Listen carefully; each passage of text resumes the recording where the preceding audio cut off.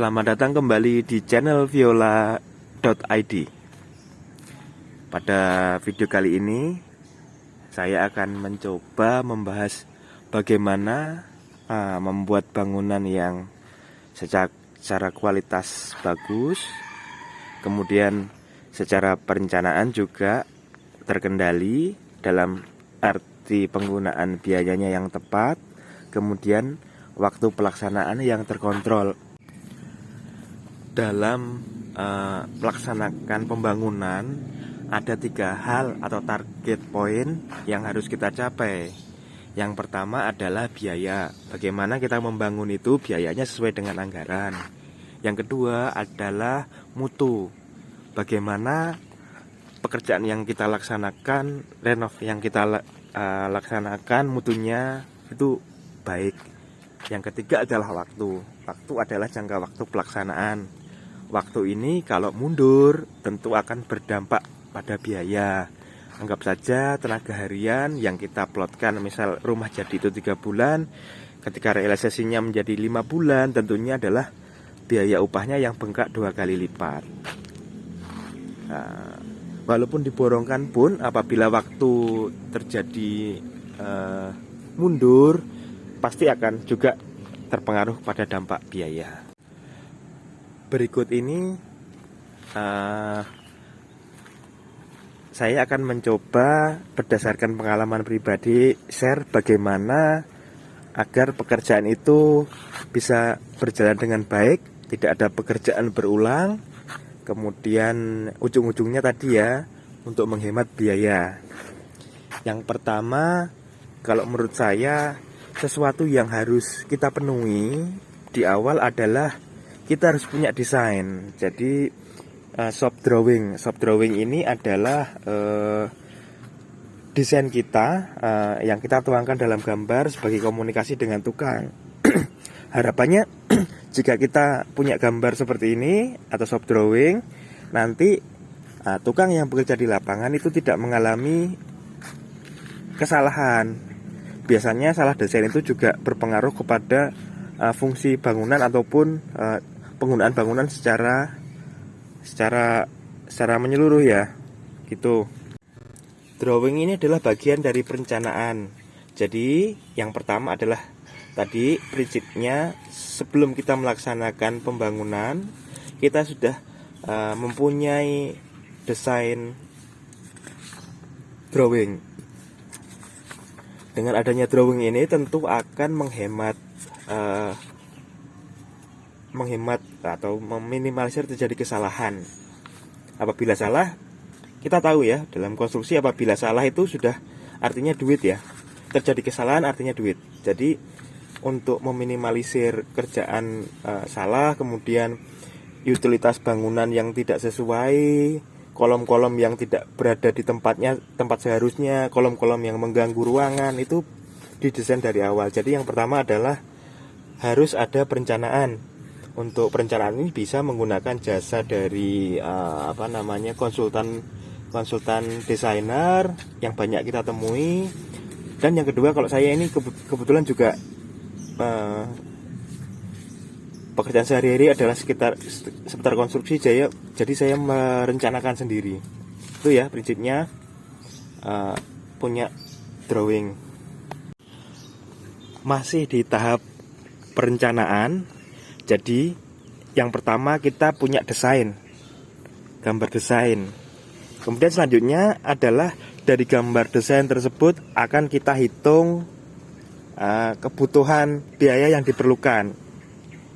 Kalau dari desain nanti akan ketemu yang pertama adalah volume masing-masing item pekerjaan. Jadi kalau sebagai contoh di sini ini adalah masih pekerjaan struktur ya.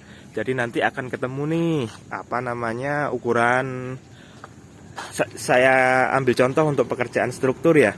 Jadi untuk pekerjaan struktur yang terdiri dari pertama adalah pekerjaan bekisting. Kemudian setelah bekisting nanti kan pekerjaan besinya. Kemudian pekerjaan pengecorannya. Dari gambar desain tersebut nanti akan kita bisa hitung total dulu. Jadi ada volume pekerjaan. Kemudian nanti kita akan ketemu harga satuan per masing-masing pekerjaan, yang harga satuan itu bisa kita ketahui dari harga pasaran di lapangan.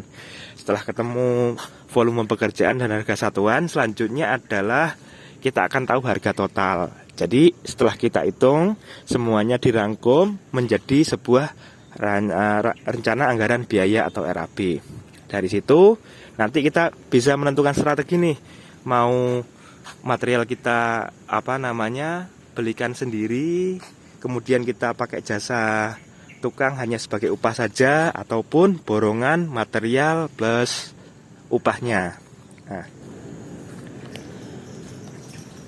kalau tadi poin 1 perencanaan, gambar desain sudah ada. Kemudian yang kedua adalah RAB sudah diketahui, sudah punya pegangan ancer-ancer biaya. Selanjutnya adalah tahap pelaksanaan. Pada tahap pelaksanaan ini bagaimana kita mengeksekusi pekerjaan itu supaya berjalan dengan baik, biaya tepat. Mungkin ada beberapa cara. Yang pertama adalah kita menggunakan borongan upah ya, borongan upah kita berikan ke tukang, kemudian material kita beli sendiri dengan metode borongan upah. Dari RAB sebenarnya kita tahu ya, nanti dari RAB itu kan ada analisa pekerjaan. Jadi item-item pekerjaan sesuai dengan analisa SNI terbaru, kita bisa pretelin satu-satu item dengan volume sekian, upahnya juga sudah ada. Dari situ akan kita jumlah semua. Jadi akan tahu nih upah secara total berapa. Itu kalau biasanya pakai menggunakan ini ya, jasa konsultan itu biasanya plus perencanaan plus anggaran. Anggarannya termasuk jasa upahnya juga.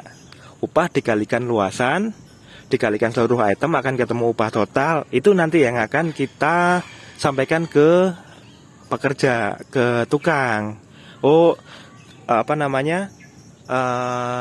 Total kerjaanmu sekian, mau nggak? Kan seperti itu ya. Terkadang juga untuk saat ini tukang itu nggak sedetail itu. Jadi dia hanya luasannya berapa sih Pak? Luasannya misalnya 100 meter persegi. Dia akan menawar nilai per meternya dengan borongan upah itu berapa. Biasanya gitu. Sebagai range ancer-ancer, kalau standar ini ya untuk upah secara keseluruhan baik arsitek maupun strukturnya itu saat ini di angka 750.000 sampai dengan 1.500.000 tergantung dengan kesulitan atau desain yang akan dikerjakan. Jadi ancer-ancernya gitu. Itu yang pertama. Yang kedua adalah apabila kita menggunakan tenaga borongan, kita punya estimasi waktu nih untuk mengerjakan ini, misalnya sekitar 3 bulan. 3 bulan itu kita kontrol dengan mengecek kira-kira dia ada berapa orang, perharinya berapa, upahnya total selama waktu sekian tersebut itu totalnya berapa. Itu sebagai kontrol saja, apakah borongannya itu masuk akal apa enggak, ataukah terlalu jika borongan dibandingkan dengan kalau dia kerjakan secara harian itu masih reasonable enggak, gitu kan. Tentunya juga dalam menentukan itu kita harus bisa akurat ya dalam memprediksi waktu yang diperlukan, dan ini kayaknya perlu pengalaman. Jadi memang baiknya sih dihitung dari RAB itu. Toh kalaupun tukangnya kesulitan ya kita punya range tadi tuh untuk menawar sesuai range. Artinya supaya kita tidak kelebihan dalam memberikan upah gitu kan. Itu. Selanjutnya apabila kita menggunakan sistem borongan upah plus material, kembali lagi ke RAB. Nanti kan kita punya ini ya, punya RAB tadi ya. Jadi anggaran secara total. Tentunya dari anggaran total tadi kita masukkan harga-harga pasaran saat ini, kemudian ongkos upah tukangnya juga sudah ada, komponen-komponennya sudah ada. Dari situ akan kita tawarkan. Kembali lagi pada saat ini kadang tukang itu nggak mau jelimet gitu ya. Kembali lagi ke dia melihat pekerjaan itu, lihat berapa lantai itu. Misalnya 2 lantai, bagaimana sistemnya, apakah lantai 2-nya juga tidak atau pakai atap, kan itu biasanya seperti itu penawaran tukang itu. Kemudian apakah ada pengecilan kolom dan lain-lain yang sifatnya menjadi perubahan gitu kan, di lantai 1, lantai 2 berubah. Kemudian apakah ada pekerjaan kompleks seperti kanopi dan lain-lain, dia akan meninjau seperti itu. Pada dasarnya kalau coba saya kemarin range itu ya, untuk biaya rumah per meter persegi di angka normalnya antara 2 sampai dengan 3.500.000, tergantung dengan kompleksitas desain. Juga tergantung dengan desain yang kita rencanakan ya. Jadi antara segitu. Kemudian untuk memastikan supaya penawaran itu tidak keliru, itu tadi range harga basic ya, bisa sebagai acuan. Tapi juga harus kita lihat nih, kalau misal speknya marmer, di dalamnya kan tentu nggak bisa harga segitu ya. Jadi itu adalah harga basic agar rumah itu dibuat secara proper. Jadi menurut saya menengah situ. Oke, selanjutnya setelah range harga kita ketahui, kemudian kita proses selanjutnya adalah nego dengan tukang, baik yang menggunakan tenaga borongan upah saja ataupun upah plus materialnya. Oke, step 1, 2, 3 sudah. Sekarang step keempat, bagaimana mendapatkan mutu pekerjaan yang baik, walaupun itu dikerjakan secara borongan plus upah atau borongan upah saja. Jadi yang pertama, kalau kita amati atau saya amati di pembangunan secara umum ya, kebanyakan tukang itu secara kualitas memang kalau nggak diawasi memang kualitasnya akan bisa meleset, artinya tidak tepat kualitas. Di proyek konstruksi pun yang istilahnya kompleks dengan pekerjaan yang diisi oleh tenaga ahli, tukang-tukang ahli yang sudah di bidangnya pun, pengawasan itu wajib dilaksanakan. Apalagi yang kita tidak ada, kalau di rumah itu kan biasanya tidak ada pengawas khusus ya. Biasanya adanya cuma kita nih, atau enggak pada waktu kita kerja ya istri kita atau siapa yang di rumah. Jadi memang kita harus tahu mutu pekerjaan yang bagus. Kemudian bagaimana tuh istilahnya mengarahkan tukang itu bisa bekerja untuk menghasilkan mutu yang kita inginkan ya. Kalau kita tidak punya waktu untuk mengawasi ataupun kita lagi kerja gitu, mungkin ada baiknya juga bisa dipertimbangkan untuk menggunakan jasa konsultan pengawas pembangunan. Cuman kembali lagi itu kan nambah kos ya, nambah biaya. Kalau saya sendiri, tips saya untuk mengawasi bagaimana hasil kerjaannya, tentu saya pasang alat untuk memonitor, yaitu saya pasang CCTV. Saya pasang CCTV di sini untuk memonitor pelaksanaan pekerjaan. Sementara untuk mengecek kualitas itu saya lakukan per hari. Jadi ketika setiap saya pulang malam kerja itu kan, pulang ke rumah, jadi saya cek nih dari pekerjaannya, progresnya hari ini apa saja yang dikerjakan, bagaimana kualitasnya. Jadi memang selain gambar ya, kualitas tukang itu juga menentukan bagaimana bangunan kita nanti kualitasnya. Jadi ada beberapa bangunan konstruksi rumah gitu ya yang saya temui. Jadi untuk pekerjaan kolomnya, karena mereka berpikir bahwa nanti kolom ini akan di finish, kemudian proses pengecorannya itu kropos-kropos. Jadi secara pekerjaan nggak bagus. Padahal kan kalau itu untuk 2 lantai itu kan beresiko ya, kalau kekuatannya nggak maksimal. Kemudian beberapa yang saya temui juga untuk dimensi strukturnya, anggap saja ini 2 lantai dengan bentangan jarak antar kolom kurang lebih sekian meter. Itu kan ada syarat ketinggian baloknya. Jadi tinggi balok itu terpengaruh dengan jarak. Tinggi balok adalah 1/12 dari bentang ini.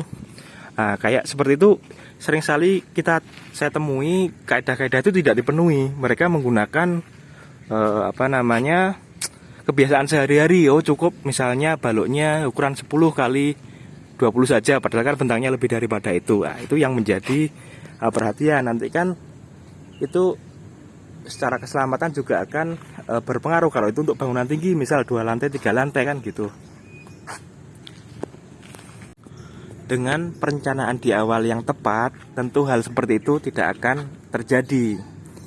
Kasus-kasus seperti itu terjadi apabila ini tukang biasanya nggak pakai gambar nih. Kita serahkan tukang desain, ini harus mengerjakan seperti ini 2 lantai, tanpa ada dasar itu. Biasanya tukang punya pengalaman tersendiri atau berdasarkan pengalaman dia. Kemudian untuk hal-hal yang sifatnya teknis seperti apakah kolom nanti ini mengganggu ruangan ya, misal. Kemudian apakah misal ada tangga, kita harus desain tangganya seperti apa. Banyak sekali kita jumpai tangga naik, kemudian di atasnya mentok kepala. Itu saya yakin karena tidak ada perencanaan, sehingga pada waktu dieksekusi terjadi kesalahan. Kalau sudah terjadi kesalahan itu kan bobok beton, biayanya mahal lagi. Bobok lagi, materialnya terbuang, ngecor lagi. Itu yang menjadi kesalahan, waktunya molor, biayanya juga membengkak. Kemudian share kembali pengalaman. Tukang kalau sudah berpengalaman, dia akan mempunyai metode kerja yang jelas. Kalau tukangnya nggak berpengalaman, ya akan sesuai dengan keinginan dia. Kita harus tahu nih bagaimana metode pekerjaan yang jelas supaya kualitasnya juga bagus. Kalau saya coba untuk pekerjaan struktur saya kerjakan dulu, step-stepnya juga jelas. Jadi kalau ngecor kolom ya harus lurus, permukaannya lurus. Kalau sudut ya harus siku. Kalau ketinggian ya harus slot, nggak boleh turun, nggak boleh belok gitu kan. Asper-asnya harus jelas. Sumbu-sumbu bangunan harus jelas supaya tidak terjadi pergeseran bangunan gitu. Jadi prinsip-prinsip seperti itu kalau tukangnya sudah pengalaman sih kita sudah bisa lepas. Tapi kalau tukangnya nggak berpengalaman, repot juga, banyak terjadi kesalahan nanti kan seperti itu. Kemudian juga yang menjadi perhatian khusus adalah apabila itu pekerjaan diborongkan upah sama material ya. Tentunya secara alami tukang itu akan menghemat bahan, menghemat material, menghemat karena kan dia yang beli.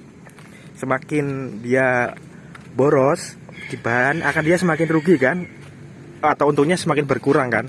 Jadi memang perlu dikontrol kalau diborongkan secara keseluruhan. Jadi kualitas kolom untuk bangunan kita pakai 1, 2, 3. Kadang kalau nggak diawasi karena dia yang beli material, dia akan menggunakan nggak seperti itu. Itu yang menjadi was-was kita ya. Kalau kita borongkan secara upah dan material tanpa ada pengawasan kan gitu. Kemudian sebagai contohnya material triplek nih. Triplek kan adalah material berulang ya. Namun kan ada batas penggunaan juga. Kalau kita borongkan semua, pasti mereka akan mengefisiensikan si material ini, material yang digunakan. Jadi yang seharusnya untuk kayu yang digunakan untuk 2 kali pemakaian sudah kelupas, sudah rusak kan gitu kan, perlu ganti baru karena mereka nggak mau datangin material lagi ya. Mereka menggunakan kayu yang lama, yang sudah lapuk, dan nanti setelah dibuka cor-coran itu hasilnya nggak bagus. Nah, kayak gitu nih yang perlu diawasi kalau borongan secara secara plus material. Itu pastilah tukang itu akan membuat biayanya seefisien mungkin. Yang kalau menurut secara spek kita yang kita tawarkan harusnya nggak seperti itu kualitasnya kan gitu.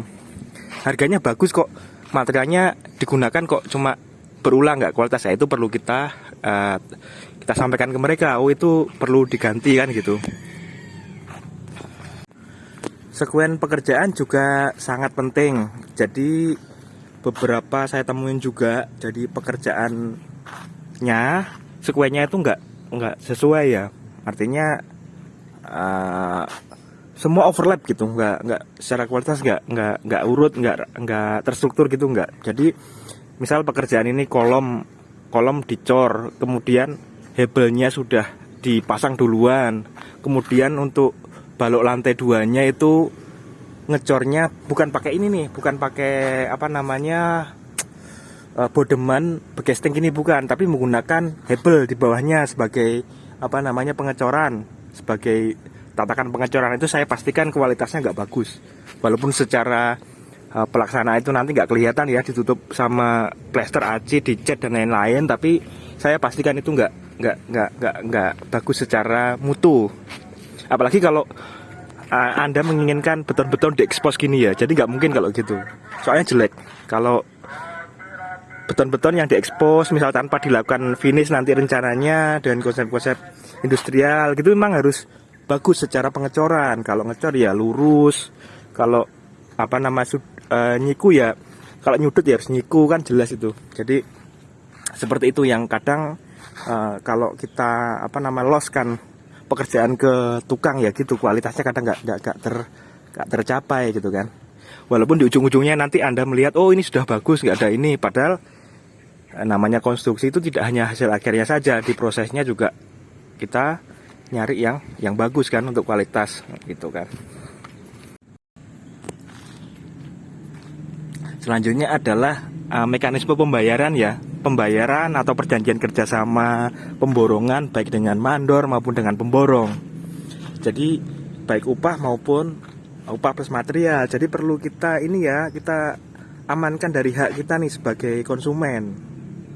Jadi kita tuh berasumsi bahwa pekerjaan mereka nggak selalu mulus ya, nggak selalu benar, nggak selalu perfect sesuai dengan desain. Pasti ada hal-hal yang miss dan membuat itu akan menjadi yang harus diselesaikan, harus menjadi tanggung jawab mereka. Jadi itu juga bergantung pada ini ya, term of payment kita, pembayaran ke mereka. Bagaimana perjanjian di awal, mau progress payment misalnya ada DP dulu kemudian dibayar progress payment, monggo silahkan. Ataupun biaya, ada yang minta bayar di muka, tapi itu terlalu beresiko ya. Jadi kalau dibayar minta sekian di muka itu rasanya saat ini ya sebaiknya kita hindari, walaupun itu umum kalau kita sudah percaya sama orang gitu kan ya, sudah kenal gitu kan nggak masalah. Cuman sebaiknya sih progress payment untuk mengamankan kita, karena kita tidak tahu nih kerjaannya sempurna apakah tidak kan gitu.